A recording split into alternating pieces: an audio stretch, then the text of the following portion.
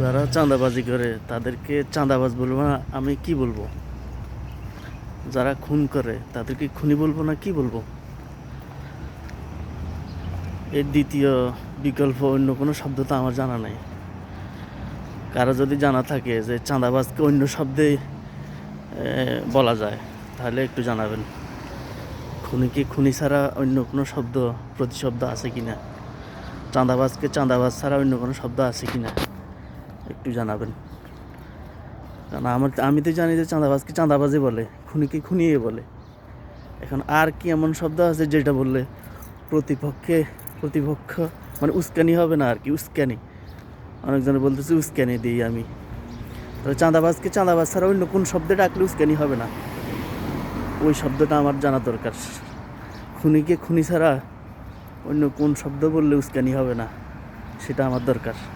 5 আগস্টের পরে তো মানুষের বাক স্বাধীনতা মানুষ ফিরে পেয়েছে।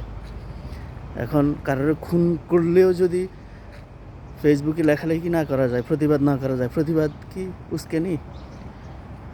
যদি কাউকে খুন করে, খুনের বিপরীতে আমরা যদি প্রতিবাদ করি, সেটাও কি উস্কানি হয়?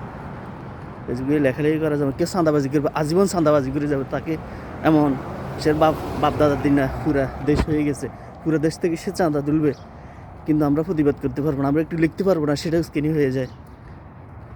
আমরা সত্য কথা বললেও উস্কানি হয়ে যায়। এদেরকে বাপ দাদির সম্পদ পুরো দেশ, তাদেরকে কি লিখে দেওয়া হয়েছে?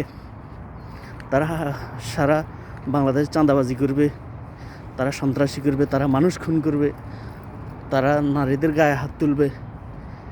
তাদের নারীরা মানুষের বাড়ি বাড়ি ভোট চায়, ওটা সমস্যা নাই, কিন্তু অন্য দলের নারীরা মানুষের বাড়িতে গেলে তাদের সমস্যা, তাদেরকে লাথি মারে, তাদেরকে মারে ধরে, মাথা ফাটাই ফেলে।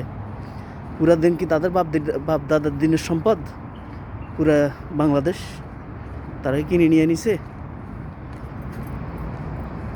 5 আগস্টের পরে মানুষের বাক স্বাধীনতা ফিরে পাইছে। এখন সত্য কথা বললেই যদি উস্কানি হয়, সত্যতা বললেও উস্কানি হয়। মানে ঘটনা হলো এরকম যে আমি সারাদিন চাঁদাবাজি করে যাবো, তুমি কিছু বলতে পারবে না। আমি সারাদিন সন্ত্রাসী করে যাবো, তুমি কিছু বলতে পারবে না। এই কোথায় 90 স্বৈরাচার আসলো, 90 চাঁদাবাজ, এদেরকে কিছু বলা যাবে না।